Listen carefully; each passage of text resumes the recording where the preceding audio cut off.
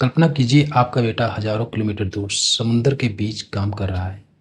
हर हफ्ते फ़ोन करता है और कहता है, माँ, बस कुछ महीने में और फिर घर आ जाऊँगा मैं। माँ इंतज़ार करती है, कैलेंडर में तारीखें काटती रहती है, पसंदीदा खाना सोचकर खुश होती है। लेकिन एक दिन फ़ोन आता है और कोई कहता है, आपका बेटा अब कभी घर नहीं आएगा। दोस्तों, ये कोई फ़िल्म की कहानी नहीं है। ये उन भारतीय परिवारों की सच्चाई है जो आपने बच्चों को रोटी कमाने के लिए समुंदर के भरोसे भेजते हैं, लेकिन कभी कभी समुंदर उन्हें वापस नहीं लौटाता।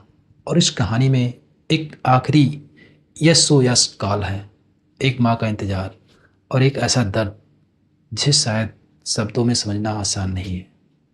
दोस्तों, कई लोग सोचते हैं कि सी फेरर की नौकरी मतलब दुनिया घूमना, अच्छी सैलरी, समुंदर की ज़िंदगी। लेकिन इस चमक के पीछे एक दर्द छुपा होता है। महीनों का महीने महीनों महीने घर से दूर रहना, त्योहारों को मिस करना, माँ की तबीयत खराब हो जाए तो फिर भी वापस ना आ पाना, बच्चे बड़े हो जाएं और पिता वीडियो कॉल पर देखता रहे। क्यों? क्योंकि घर चलाना है, कर्ज उतारना है, परिवार संभालना है। भारत के हजारों लड़के छोटे शहरों, गांव, मध्यम परिवार से आते हैं और समुद्र में इसलिए जाते हैं क्योंकि उन्हें लगता है बस कुछ साल मेहनत कर लूँ, घर की ज़िंदगी बदल लूँगा। इसीलिए वो समुद्र के सैर पे चले जाते हैं। लेकिन दोस्तों, किसी ने नहीं सोचा था कि जून 2026 की एक रात कुछ परिवारों की दुनिया हमेशा हमेशा के लिए बदल जाएगी। और सब शुरू हुआ एक खतरनाक समुद्री रोड से। समुद्र जितना शांत दिखता है दोस्तों, उतना ही खतरनाक होता है, खासकर गल्फ रीजन, जहाँ टेंशन, कॉन्फ्लिक्ट और मिलिट्री प्रेजेंस हमेशा हमेशा बना रहता है। इसी रूट पर एक कमर्शियल टैंक आगे बढ़ रहा था। उसमें भारतीय क्रू मेंबर भी थे। कुछ इंजन रूम में काम कर रहे थे, कुछ नेविगेशन पर, कुछ फ्यूचर प्लान्स बना रहे थे। शायद कोई सोच रहा होगा, घर जाकर अपनी माँ को सरप्राइज दूंगा। किसी ने सोचा होगा, इस बार बहन की शादी जरूर कर दूंगा। लेकिन कुछ घंटों बाद सब बदलने वाला था। फिर अचानक अफरा तफरी मच गई। जहाज पर खतरे की सायरन बजने लगे। लोग पैनिक हो गए,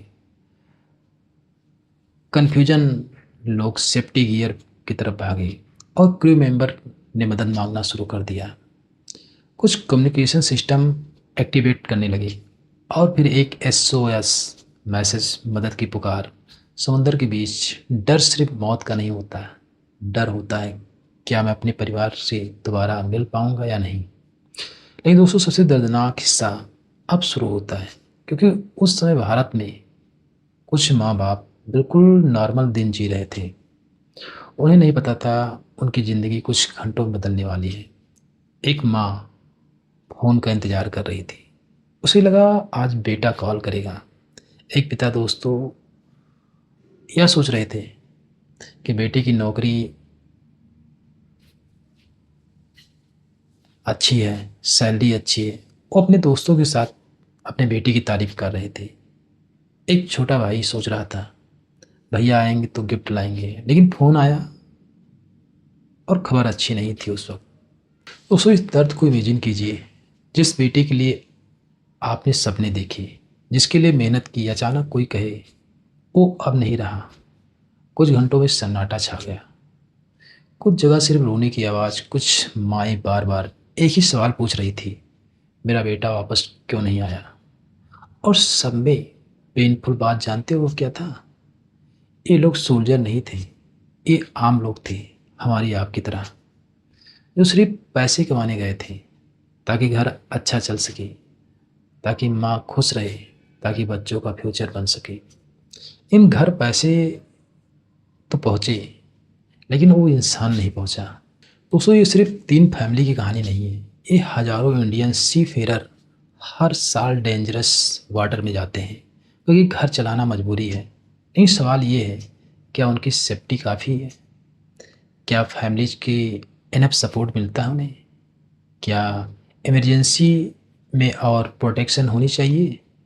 लेकिन इस ट्रेजेडी में एक चीज़ हमेशा ज़िंदा रहती है, सम्मान। उन लोग के लिए जो चुपचाप सेक्रीफाइस करते हैं, जो हेडलाइंस नहीं बनते लेकिन इकोनॉमिक चलाते हैं, देश को जोड़ते हैं और अपने परिवार के लिए हर डर को झेलते हैं वो लोग। अगर आज आप अपने परिवार के साथ बैठे हैं तो एक बार सोचो, कितने लोग अपने परिवार से दूर सिर्फ जिम्मेदारियों के लिए काम कर रहे हैं। और याद रखना, कभी कभी सब में सबसे बड़ा हीरोज यूनिफॉर्म में नहीं होते हैं। कुछ लोग समुद्र के बीच खामोशी से लड़ रहे होते हैं। अगर आप भी उन इंडियन सीज फेरर को सल्यूट करते हैं तो कमेंट में लिखिए, रेस्पेक्ट इंडियन सी फेरर। और उन फैमिलीज़ के लिए दिल से दुआ करना जो आज भी एक आखिरी आवाज़, एक आखिरी कॉल याद करके रो पड़ते हैं। जय हिंद, जय भारत।